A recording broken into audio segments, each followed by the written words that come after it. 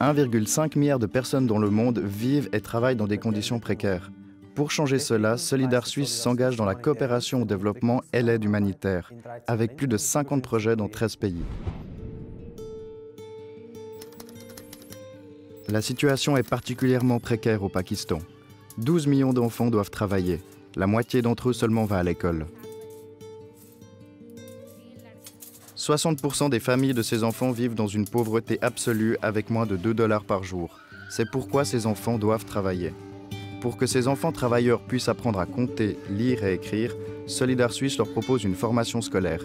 Ils peuvent ainsi accéder à la formation, un droit universel qui doit aussi s'appliquer au Pakistan.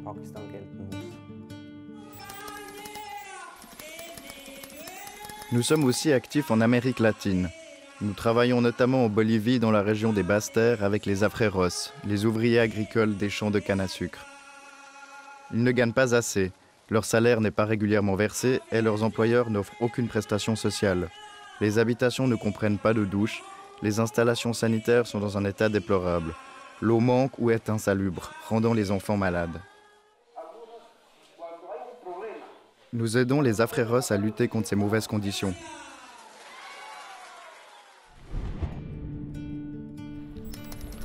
Le typhon Haiyan, avec ses vents de plus de 300 km/h, a fait 6000 morts et détruit 1,1 million de maisons.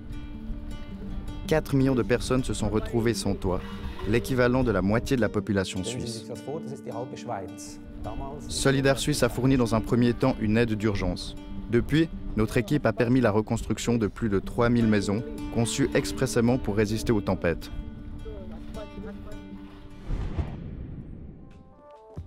À côté de son engagement à l'étranger, Solidar effectue un travail de plaidoyer en Suisse. Par exemple, avec notre campagne Fairtrade What Else. Sorry, George. Notre exigence, que Nespresso commercialise du café équitable. Mais un cueilleur de café exploité ressent la même chose que toi. Un autre exemple, la FIFA qui a son siège en Suisse.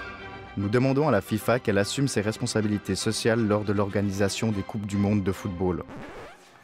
Aux côtés des travailleurs, des paysans, des personnes sans terre ou sans travail, des syndicats ou d'autres organisations de la société civile, nous nous engageons afin d'améliorer les conditions de travail dans le monde.